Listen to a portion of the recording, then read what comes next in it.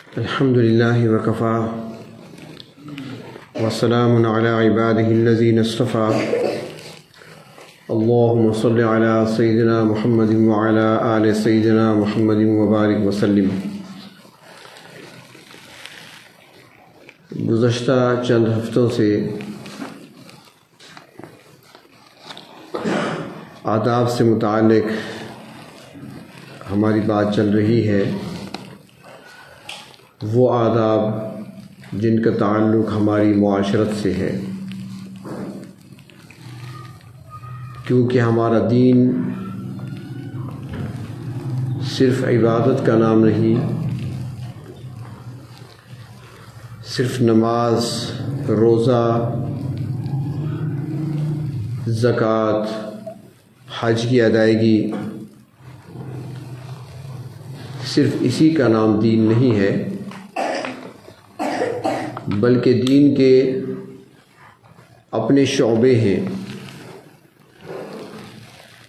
دین میں عقائد بھی ہیں، عبادات بھی ہیں، معاملات بھی ہیں، اخلاقیات بھی ہیں اور معاشرت بھی ہے۔ تو اس نسبت سے دین کے 5 حصے ہوئے، اور معاشرت یعنی ہم آپس میں جو ہمارا معاشرہ ہے، جو زندگی ہم گزارتے ہیں، ہمیں کیسی گزارنی چاہیے۔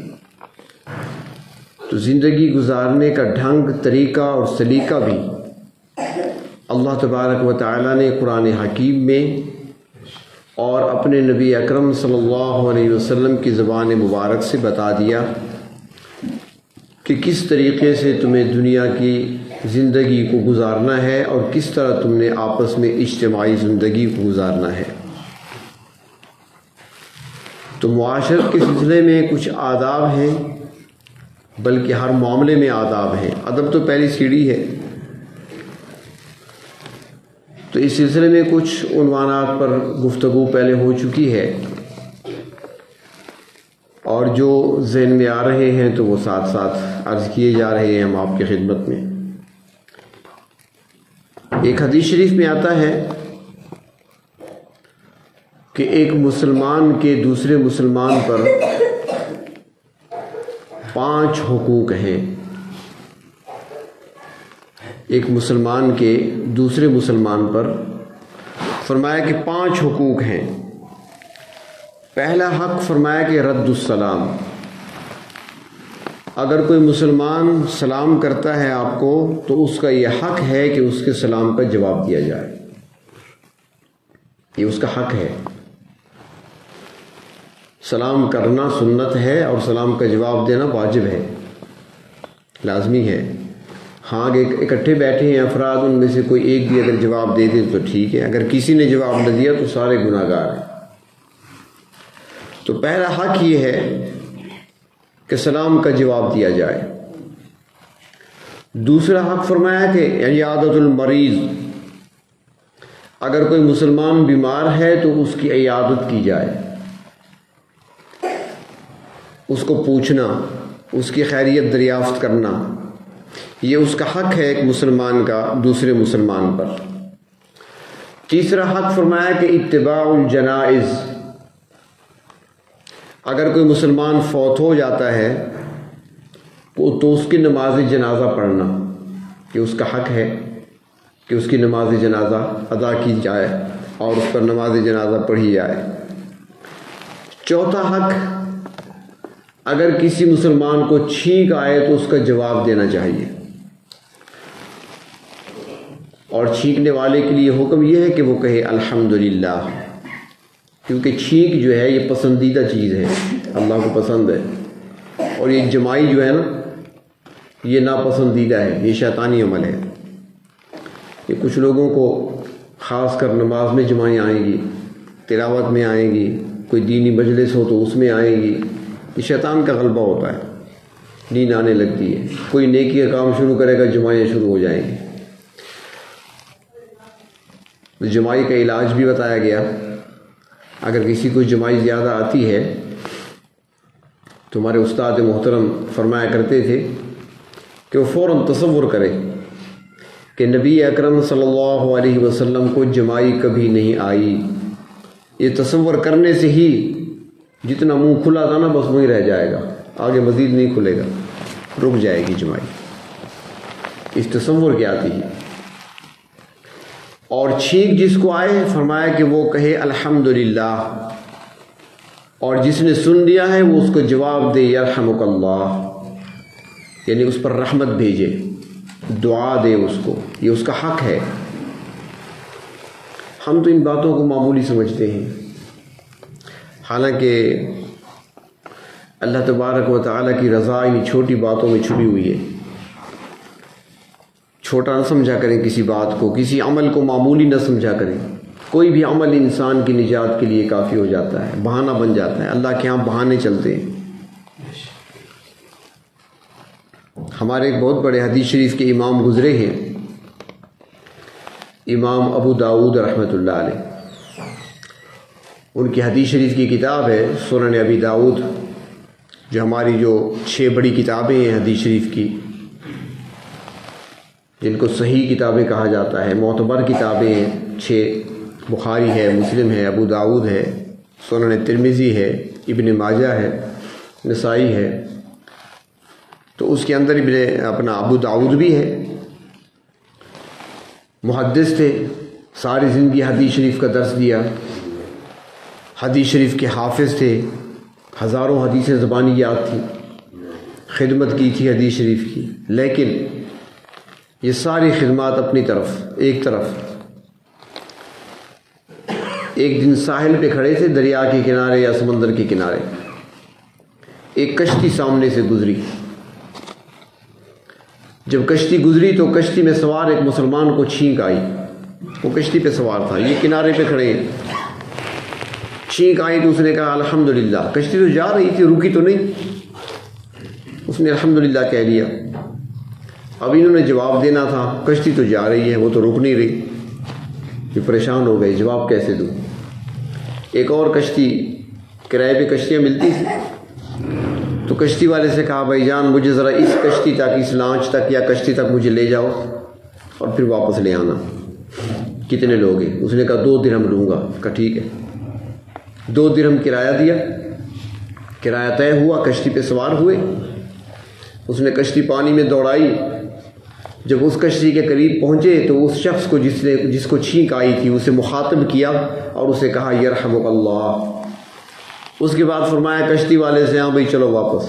اس نے کہا بس یہی کام تھا. اس نے کہا یہی کام. واپس آئے, کنارے پر کشتی سے اترے, جو کرایہ طے ہوا تھا 2 درہم جیب سے نکالے, اس کو ادا کر دیے. ادھر 2 درہم ادا کیے, ادھر سے ایک آواز آتی ہے ابو داؤد آج تم نے 2 درہم میں جنت کو خرید لیا. اب ساری زندگی حدیث کی خدمت, پڑھانا پڑھنا, کتنا اعلیٰ کام, لیکن یہ کام جس کو آج ہم معمولی سمجھتے ہیں, اس لیے ان کو معمولی نہ سمجھا کریں. ایک دوسرے مسلمان کا حق ہے, کسی کو چھینک آئے تو وہ کہہ دیا کرے الحمدللہ, اور جو سنے وہ اس کو جواب دے یرحمک اللہ. یہ جواب دینا اس کا حق ہے. اور 5واں حق بیان فرمایا کہ اگر کوئی مسلمان دعوت کرے تو اس کو قبول کرنا, یہ اس کا حق ہے. دعوت کو قبول کرنا. اب جو دعوت کا قبول کرنا ہے اس کی 2 صورتیں بنتی ہیں. ایک دعوت دینے والا ہے, ایک دعوت قبول کرنے والا ہے. جو دعوت دینے والا ہے اسے میزبان کہتے ہیں, جو دعوت قبول کرنے والا ہے اس کو مہمان کہتے ہیں. تو اس جملے کے 2 حصے بن گئے, میزبان اور مہمان. تو آج ان میں سے ایک پر ہی کچھ بات ہوگی. سب سے پہلی بات تو یہ ہے کہ دعوت دینے میں بھی احتیاط کرنی چاہیے, دوسرے کی راحت کو مد نظر رکھنا چاہیے کہ اس کو آرام کس میں ملے گا. اگر اس کی راحت اس میں ہے کہ اس کو نہ کھلایا جائے, نہ بلایا جائے, تو نہیں بلانا چاہیے. مثلا ایک مدرس ہے, وہ پڑھاتا ہے, اس کا کام ہے, مصروفیت کی زندگی ہے اس کی, اور میں اصرار کرتا ہوں کہ آپ نے ضرور میرے گھر آ کر کھانا کھانا ہے. یہ شرط ہے میرے گھر بھی آؤ گے، پک بھی دو گے، کھانا بھی کھاؤ گے.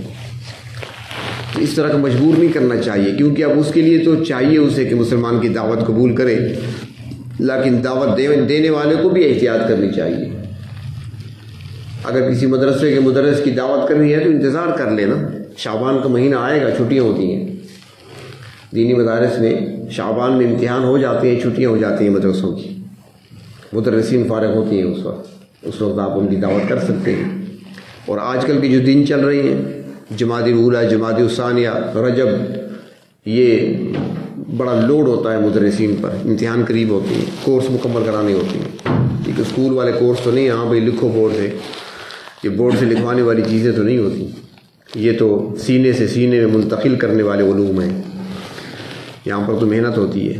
مدرسین سے پوچھیں وہ کس انداز سے علم کو منتقل کرتے ہیں آگے. تو دعوت اگر کوئی مسلمان کرتا ہے تو اس کی دعوت کو قبول کرنا، فرمایا کہ یہ حق ہے ایک مسلمان کا دوسرے مسلمان پر.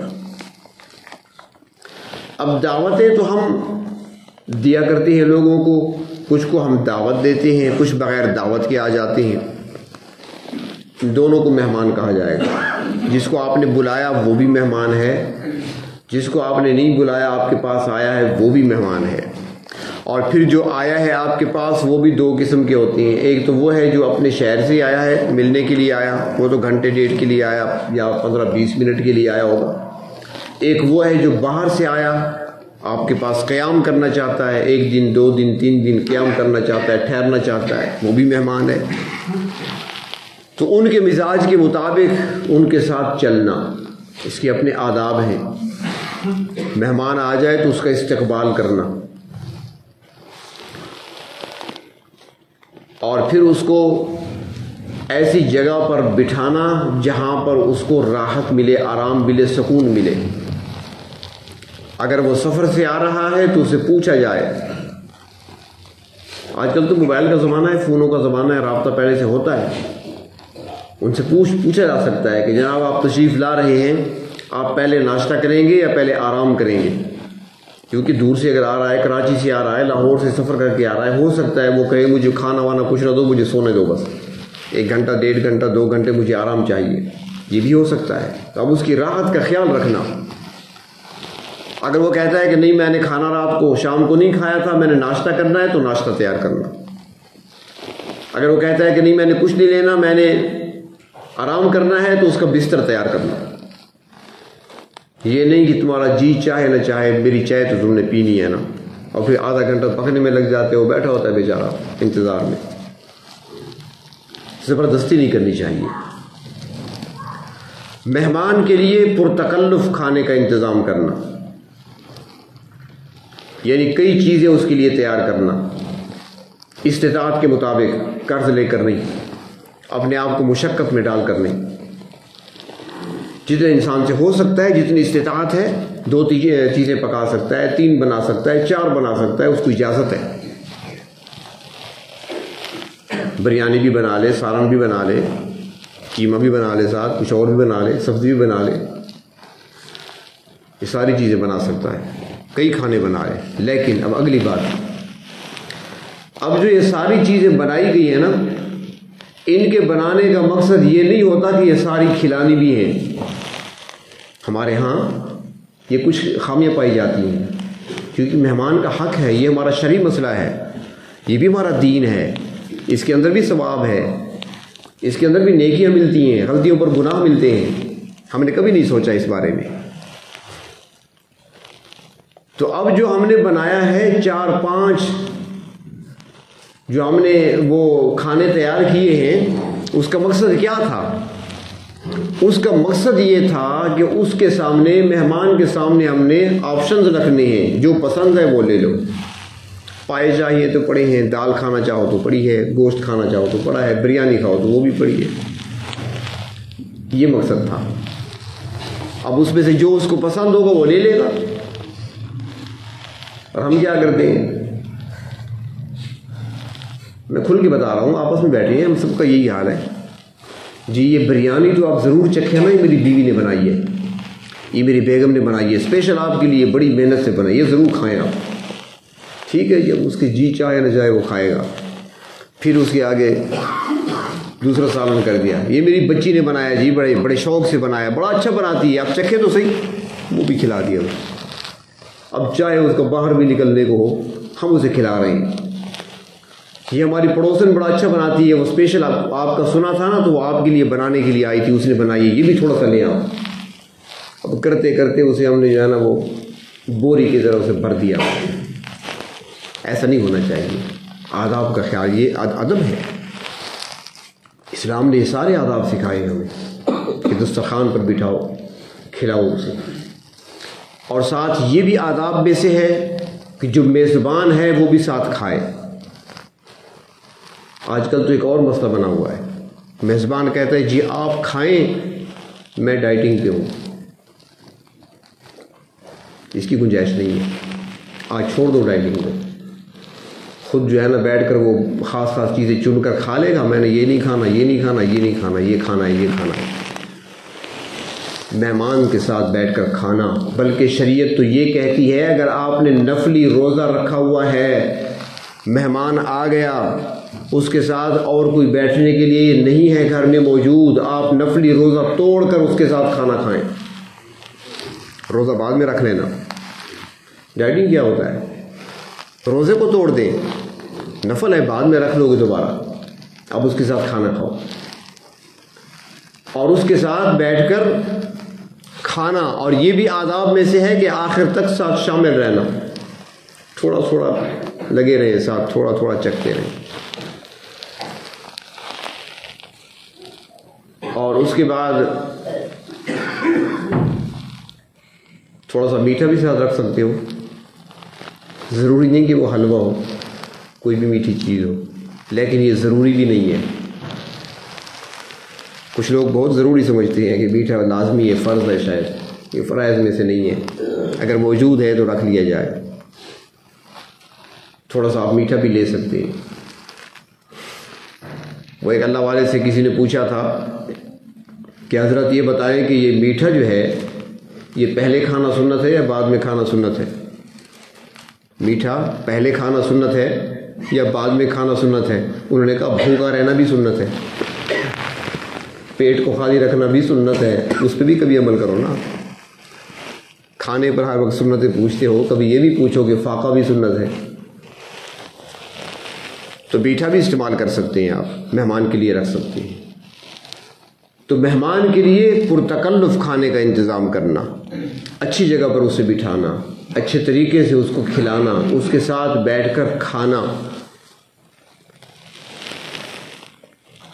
اور اس میں زیادہ تر آج کل تو یہ ہوتا ہے کہ خواتین میں یہ مرض زیادہ پایا جاتا ہے کہ ان کے اندر تنگ دلی پائی جاتی ہے. مہمان کے آنے پر موڈ خراب ہو جاتا ہے، پھر کچن میں گھسنا پڑے گا، پھر بنانا پڑے گا. خاوند سے لڑ پڑتی ہیں بعض اوقات. اگر پتہ چل جائے نا کہ خاوند کا مہمان آ رہا ہے، مجھ سے نہیں ہوتا، خود جا کر بنا لو، بازار سے لے آؤ. بازار سے چیز تو آ جائے گی، بنی بنائی چیز، پکی پکائی چیز مل جاتی ہے، سب کچھ مل جاتا ہے، لیکن وہ برکت جو گھر میں آنی تھی وہ نہیں آئے گی. وہ برکت نہیں آئے گی. وہ برکت ہوٹل کی طرف چلی جائے گی جہاں سے کھانا آئے گا. اور فرمایا کہ ایک حدیث شریف میں آتا ہے، دو بھائی تھے.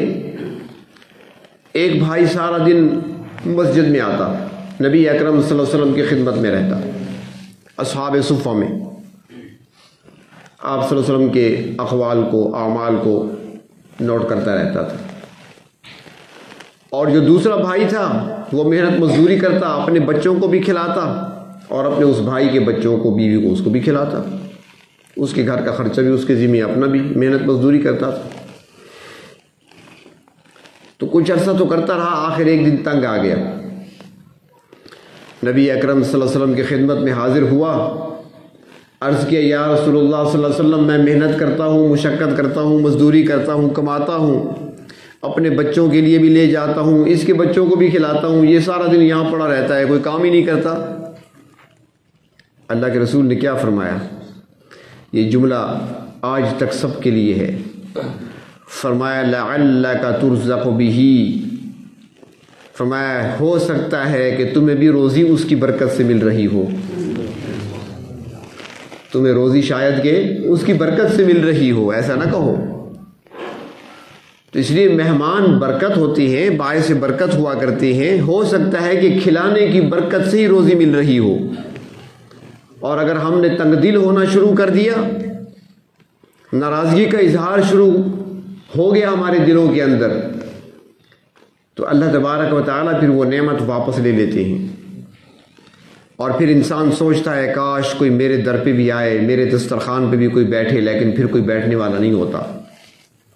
پھر انسان خواہش کرتا ہے کیونکہ میرے ساتھ بھی بیٹھ کر کھانا کھائے، لیکن چونکہ وہ ٹھکرا چکا ہوتا ہے اللہ کی نعمت کو، پھر اس کے ساتھ بیٹھنے والا کوئی نہیں ہوتا۔ یہ برکات ہی تو تھی نا، کچھ چیزیں ایسی ہوتی ہیں جو اللہ تبارک و تعالیٰ اپنے بعض بندوں کو دکھا بھی دیتے ہیں، مشاہدہ کر لیتے ہیں، ورنہ اللہ تعالیٰ نے دنیا میں یہ چیزیں چھپا رکھی ہیں، چھپی ہوئی ہیں پردوں میں۔ اسی کا نام تو ہے ایمان بالغیب، اور جب اللہ تعالیٰ ظاہر فرماتے ہیں جس پر نہ اس کو سمجھ آتی ہے۔ ہمارے پھوپا تھے حافظ محمود الحسن رحمۃ اللہ علیہ، یہ پرانے ساتھی جانتے ہیں ان کو، سارا دن قرآن پاک ہی پڑھتے رہتے تھے، بس آخری عمر میں نابینا ہو گئے تھے، عمر کافی زیادہ ہو گئی تھی، لیکن وہ سارا دن پڑھتے رہتے تھے قرآن پاک۔ ایک دن وہ آ رہے تھے، اپنے ایک بچے کا ہاتھ پکڑے ہوئے آ رہے تھے، بینائی چلی گئی تھی، گلی میں سے آ رہے تھے، میں موٹر سائیکل پہ جا رہا تھا، میں نے جو ہی دیکھا تو میں نے موٹر سائیکل سے اتر آیا، کھڑی کر دی، میں نے سلام کیا، جو ہی سلام کیا تو فوراً پہچان لیا آواز سے، کہنے لگے عبد الحلیم، میں نے کہا جی، میرا ہاتھ پکڑ لیا مضبوطی سے، کہنے لگے میری بات سنو، میرا جی چاہتا ہے کہ میں ہر دروازہ کھٹکھٹاؤں اور ہر بندے سے کہوں کہ خدا کے لیے سورۃ اخلاص پڑھو، جو میں دیکھتا ہوں کاش کہ تم بھی دیکھتے۔ اب وہ دیکھ رہے تھے، فرمایا جو میں دیکھتا ہوں کاش کہ تم بھی دیکھتے، میرا جی چاہتا ہے کہ ہر دروازہ کھٹکھٹا کر ان سے کہوں کہ خدا کے لیے تم سورۃ اخلاص پڑھو بس۔ تو کبھی کبھار اللہ تبارک و تعالیٰ اپنے کسی بندے کو کچھ دکھا دیتے ہیں۔ تو یہ مہمان نوازی میزبان کے ہاں جو برکت ہوتی ہے، جو برکتوں کا نزول ہوتا ہے، اگر یہ اللہ تبارک و تعالیٰ یہ پردے نہ ڈالتے اور دکھا دیتے سب کو، تو ہر گھر کے اندر آپ کو ہر وقت مہمان نظر آتے۔ تو اس پر تنگ دل نہیں ہونا چاہیے، اور خواتین کو بھی چاہیے کہ مہمانوں کی خدمت دل سے کیا کریں، ان کو اللہ تعالیٰ کی طرف سے رحمت سمجھا کریں، یہ برکتوں کے نزول کا ذریعہ ہوتے ہیں۔ تو جب بھی مہمان آئے، اگر وہ چند لمحوں کے لیے آیا ہے، تھوڑی دیر کے لیے آیا ہے، تو اسی کے مطابق اکرام کرنا، جتنا اکرام ہو سکتا ہے۔ اور یہ مسئلہ اتنا اہمیت کا حامل ہے کہ اس کا اندازہ اس بات سے لگائیں، مہمان کی تکریم کرنا، اس کی عزت کرنا، یہ اتنا اہم معاملہ ہے کہ نبی اکرم صلی اللہ علیہ وسلم نے ارشاد فرمایا، من کان یؤمن باللہ، الفاظ کو دیکھنا، من کان یؤمن باللہ، فرمایا کہ جو شخص ایمان رکھتا ہے اللہ پر، والیوم الآخر، اور وہ ایمان رکھتا ہے قیامت پر، فلیکرم ضیفہ، وہ اپنے مہمان کا اکرام کرے۔ کتنی بڑی باتیں فرمائیں، جو اللہ پر ایمان رکھتا ہے، جو قیامت کے دن پر ایمان رکھتا ہے، فرمایا کہ اپنے مہمان کا وہ اکرام کرے۔ اب وہ مہمان تھوڑی دیر کے لیے آیا تو اسی کے مطابق اکرام ہوگا، لیکن جیسے میں نے پہلے عرض کیا، راحت کا خیال رکھنا، جب وہ آ گیا ہے، چاہے آپ نے اسے بلایا ہے، مثلا دعوت ہوتی ہے ہمارے یہاں کھانے پہ بلا لیتے ہیں، یا وہ خود آیا ہے، کھانے کا وقت ہے یا چائے وغیرہ کا وقت ہے، تو اس کو انتظار نہیں کرانا۔ کسی کو آپ نے دعوت دی ہے، وہ کھانے پہ آ گیا آپ کے پاس، اب جب آ گیا تو آپ نے بٹھا دیا، اب وہ بیٹھے۔ اب ہو سکتا ہے کہ اس کو کہیں جانے کی جلدی ہو، کسی اور کو ٹائم دیا ہو اس نے، کہیں اور جانا ہو اس نے، یہ ہو سکتا ہے۔ اور یہ بھی ہو سکتا ہے کہ اسے بھوک لگی ہو، آپ نے شام کے کھانے پہ بلایا اسے، ہو سکتا ہے اس کو ٹائم نہ ملا ہو دن کو کھانے کے لیے، اس نے دن کا کھانا نہ کھایا ہو، اسے بھوک لگی ہو، آپ نے اس کو بٹھا دیا۔ اور شاید یہ ظلم آپ کے ساتھ نہیں ہوتا ہوگا، ان تجربات سے ہمیں گزرنا پڑتا ہے۔ ہاں، یہ مسائل ہمارے لیے ہوتی ہیں، کیونکہ جب پہنچتے ہیں نا جی، ہم ان سے پوچھتے ہیں ہاتھ دھو لیں، نہیں جی پہلے بچوں کو ذرا دم کر لیں، ٹھیک ہے جی، ہاں اب ذرا اس کا یہ مسئلہ ذرا سن لیں، اب ذرا اس کا سن لیں، اب بیٹھے رہو 2 گھنٹے، اب چاہے بھوک لگی ہے چاہے ہم نے کہیں جانا ہے، جو بھی ہے پہلے یہ مسائل حل کرو۔ ہمیں تو ایسے کھانا کوئی نہیں کھلاتے بغیر کسی محنت کے، پہلے وہاں پہ پورا کام لیتے ہیں، اس کے بعد جب تھکا دیتے ہیں یہاں پہ اب دسترخوان لگاتے ہیں۔ تو ایسا نہیں کرنا چاہیے کسی کے ساتھ بھی، مہمان کوئی بھی ہو، ہر مہمان معزز ہوتا ہے، جس کو آپ نے دعوت دی ہے وہ آپ کے لیے معزز ہے، اور اس کا اکرام کرنا آپ پر اب ضروری ہے، آپ کے لیے وہ آپ نے کرنا ہے، اللہ کے نبی نے فرمایا صلی اللہ علیہ وسلم۔ اور مہمان اگر وہیں پر ٹھہرنے کے لیے آیا ہے تو اس کے لیے راحت کے اسباب مہیا کرنا، یعنی بستر ہے اس کے لیے، موسم کے مطابق پانی ہے، یہ ساری چیزوں پہ نظر رکھنا۔ بعض جگہیں ایسی ہوتی ہیں آپ جائیں گے نا، کھانے پہ آپ کو بلائیں گے، اور سردیوں کا موسم جیسے ہے نا، ابھی ہمارے ہاں تو ابھی دور چلے گا نا جی، یہ صحبت کا دور ہوتا ہے سردیوں میں، دسمبر جنوری میں بلاتے ہیں لوگ، اور پھر جب آپ کو کھانے سے پہلے اور کھانے سے بعد جو آپ کے ہاتھ دھلائے جاتے ہیں اور پانی جو آپ کو دیا جاتا ہے، تو بعض اوقات وہ منفی ڈگری پہ ہوتا ہے، وہ ہاتھ تو وہیں پہ جام ہو جاتی ہیں، کھانا تو بعد میں دیکھا جائے گا۔ تو پانی ایسا رکھنا جو زیادہ ٹھنڈا نہ ہو۔ اسلام نے تو یہاں تک ہمیں سکھایا ہے، زندہ بندہ تو اپنی جگہ، کہ اگر مردے کو غسل دینا ہے تو اس پانی کا ٹمپریچر بھی ٹھیک رکھو، حالانکہ اسے پتہ نہیں چلتا ٹھنڈے گرم کا، وہ تو لاش ہے، لیکن اس کے لیے حکم دیا کہ پانی کو ایسا رکھو جو اعتدال والا ہو، نہ زیادہ ٹھنڈا ہو نہ زیادہ گرم ہو۔ اور زندوں کے لیے تو لازمی ہے کہ ہم نے پانی کا انتظام صحیح طور پہ کرنا ہے، یہ سارے آداب ہیں۔ تو اگر کوئی ٹھہرنے کے لیے آیا ہے تو اس کے لیے پانی کا انتظام، اس کے لیے قبلے کا طریقہ اس کو بتانا، قبلہ کس طرف ہے، مصلی اس کو دینا، ہو سکتا ہے رات کو اٹھ کر وہ نماز پڑھے، ہے تو مشکل، یوٹیوب دیکھے گا وہ نماز کہاں پڑھے گا، تو پھر بھی مصلی بچھا دینا، اس کے لیے قبلے کا بتا دینا، قبلہ کس طرف ہے، پانی کہاں پہ ہے، گرم کہاں پہ ہے، ٹھنڈا کہاں پہ ہے، یہ سارے آداب میں سے ہیں، حالانکہ چھوٹی چھوٹی باتیں ہیں۔ اور آنے والوں کے لیے بھی فرمایا کہ وہ جب آئیں تو 1 دن تک تو مہمان ہے آپ کا، پرتکلف دعوت کریں اس کی، اپنی حیثیت کے مطابق، استطاعت کے مطابق 3 کھانے بنا سکتے ہیں، 4 بنا سکتے ہیں، ساتھ میوہ فروٹ لا سکتے ہیں، جو بنا سکتے ہیں بنائیں، میٹھا نمکین ہر قسم کا اس کو کھلائیں، 1 دن رات، اس کے بعد 2 دن مزید بھی آپ کے ہاں مہمان رہ سکتا ہے، اس کا اکرام کریں، 3 دن ہو گئے، اس کے بعد اگر آپ اس کو کھلائیں گے تو آپ کا صدقہ ہوگا۔ آج کل کوئی ٹھہرتا نہیں ہے اتنا، یہ پرانے زمانے کی بات تھی، اس وقت لوگ رکا کرتے تھے، اور پھر اس میں ایسے بھی ہوتے تھے کہ ایک شخص گیا تھا نا کہیں، کسی کے ہاں مہمان ہوا، تو جب وہاں پر گیا 1 رات گزر گئی، غربت کا زمانہ ہوتا تھا، لوگوں کے پاس اتنا ہوتا نہیں تھا کہ کھلاتے رہیں، تو 1 دن گزر گیا، انہوں نے سوچا کل چلا جائے گا، وہ تو نہیں گیا، شام ہو گئی، دن کو کھانا شام کو کھانا، تیسرا دن ہو گیا وہ وہیں پہ ہے، چوتھا دن آیا وہ وہیں پہ ہے، جب 5-6 دن گزر گئے تو بیوی نے خاوند سے کہا کہ یار اچھا دوست ہے آپ کا، یہ تو جانے کا نام ہی نہیں لے رہا۔ اس نے کہا مہمان ہے، اب کیسے نکالیں اسے، نکال تو سکتے نہیں اسے، بس گزارا کریں گے۔ اس نے کہا کوئی اشارہ تو دے دو اسے، کوئی بات تو کرو۔ اس نے کہا بات میں کرتا ہوں۔ میاں بیوی نے مشورہ کیا کون سی بات کرنی چاہیے، بہرحال مشورہ جب ہو گیا تو یہ آیا دوست کے ساتھ بیٹھا، باتوں باتوں میں اس سے کہا کہ کافی دن ہو گئے آپ یہاں پہ آئے ہوئے ہیں، آپ کے گھر والے پریشان تو ہوں گے، کئی دن ہو گئے آپ یہاں ہمارے پاس ٹھہرے ہوئے ہیں، کیونکہ اس زمانے میں فون وغیرہ کوئی رابطہ تو نہیں ہوتا تھا، تو آپ کے گھر والے تو پریشان ہوں گے۔ اس نے کہا بات یہ ہے کہ میں بھی آج یہی سوچ رہا ہوں، صبح سے پریشان ہوں گے اور سوچ رہا ہوں کس طریقے سے ان کو یہاں بلوا لوں۔ ہاں کبھی مہمان پھر ایسے بھی ہوا کرتے تھے. آج کل خیر وہ زمانہ نہیں رہا, ہر کوئی جلدی میں ہے, ٹائم نہیں ہے کسی کے پاس, لیکن جتنا وقت کوئی لے کر آئے تو ہمیں چاہیے کہ ان کے آداب کا خیال رکھیں. یہ بھی ہمارے دین کا حصہ ہے, اس پر بھی اجر ملتا ہے.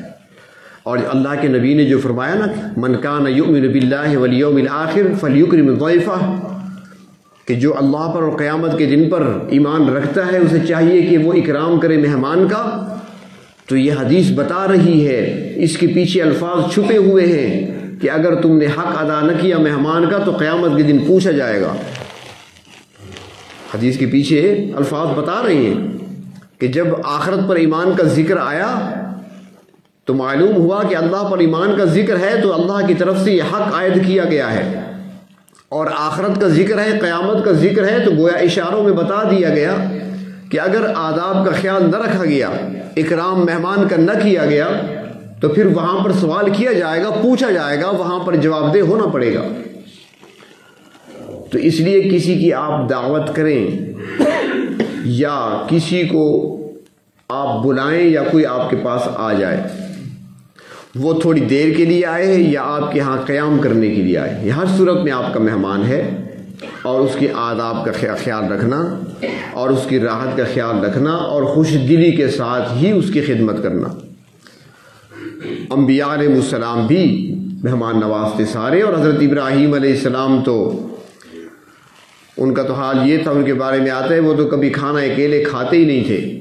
جب بھی کھانا تیار ہوتا مہمان کو تلاش کرتے, خود نکل جاتے تھے باہر, کوئی بندہ مل جائے تاکہ اکٹھے بیٹھ کے کھائیں. مہمان کو ساتھ بٹھا کر ہی کھایا کرتے تھے کھانا.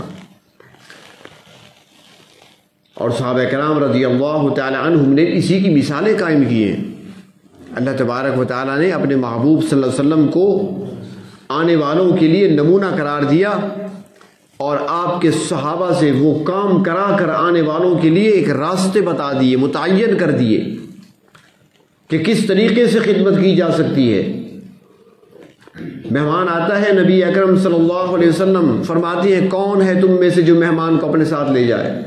یعنی غربت کا زمانہ ہے, کسی کے گھر میں کچھ ہوتا نہیں تھا, مقصود یہ تھا کسی کے گھر میں کچھ ہے جو اس کو بھی ساتھ کچھ کھلا دے. اور آپ صلی اللہ علیہ وسلم کے ہاں تو کچھ نہیں ہوتا تھا, مہینہ مہینہ آگ جلتی نہیں تھی, کھانے کے لیے کچھ ہوتا ہی نہیں تھا. ایک صحابی کھڑے ہو گئے, یا رسول اللہ صلی اللہ علیہ وسلم میں لے جاتا ہوں. گھر لے آئے, بیوی سے کہا مہمان لایا ہوں, اور جانتی ہو مہمان کس کا ہے, اللہ کے رسول کا ہے, اور مجھے پتہ ہے گھر میں کیا ہے, تھوڑا سا کھانا ہے, میں جانتا ہوں, اور یہ بھی پتہ ہے کہ بچے ہمارے چھوٹے ہیں, وہ بھی بھوکے ہیں, لیکن جس طریقے سے ہو بچوں کو سلا دو, آج مہمان کو کھلانا ہے, بچوں کو سلا دو. اور اس کے بعد کہنے لگے کہ صرف اکیلے مہمان کو نہیں بٹھانا, ہم نے ساتھ بیٹھنا ہے, کیونکہ ہمارے نبی کی تعلیمات یہی ہیں, ہم نے بھی ساتھ بیٹھنا ہے, لیکن جب بیٹھ جائیں کھانے پر تم چراغ بجھا دینا تاکہ مہمان کو پتہ ہی نہ چلے, اور ہم ویسے ہی منہ چلاتے رہیں گے, مہمان کا پیٹ بھر جائے گا, تاکہ وہ بھوکا نہ رہ جائے. یہ تعلیمات ہیں اسلام کی. اور مہمان جب کھانا کھا رہا ہو تو اس کے لقمے بھی شمار نہیں کرنے چاہیے, اسے گھور کر دیکھنا نہیں چاہیے, نظریں جھکا کر بیٹھنا چاہیے, کیونکہ پھر وہ کھا نہیں سکے گا. ایک روایت میں آتا ہے کہ حضرت امیر معاویہ رضی اللہ تعالیٰ عنہ کے سامنے ایک شخص آیا, دیہاتی تھا, کھانے کا وقت ہوا تو ساتھ بٹھا دیا اسے کھانے پر, وہ بڑے بڑے لقمے لے رہا تھا, دیہاتی تھا, ویسے بھی بدو تھا. حضرت امیر معاویہ بڑے غور سے اسے دیکھ رہے ہیں, پہلے تو کچھ برداشت کیا, آخر کر کہنے لگے بھائی ذرا آرام سے کھاؤ, چھوٹے چھوٹے لقمے لو, لقمہ پھنس جائے گا, تکلیف ہوگی, ایسے نہیں کھایا جاتا. پھر اس نے لقمہ پھینکا اور کھڑا ہو گیا. اس نے کہا تم میرے لقمے گن رہے ہو, تم میرے منہ کی طرف دیکھ رہے ہو. فرمایا میں تمہارے فائدے کی بات کر رہا ہوں, میں نے اس لیے تمہیں کہا ہے. تو اسلام نے اس چیز سے بھی روکا ہے ہمیں. تو یہ سارے آداب ہیں. اب ہم سارے بیٹھے ہیں, کوئی بتا سکتا ہے کہ یہ سارے آداب کا ہم خیال رکھتے ہیں؟ ہم نے کبھی خیال نہیں رکھا. نہ مہمان کا خیال رکھا ہے, نہ میزبانی کے آداب ہم نے کبھی ادا کیے ہیں. تو ان چھوٹی چھوٹی باتوں پر بعض اوقات اللہ تبارک و تعالیٰ خوش ہو جاتے ہیں اور نجات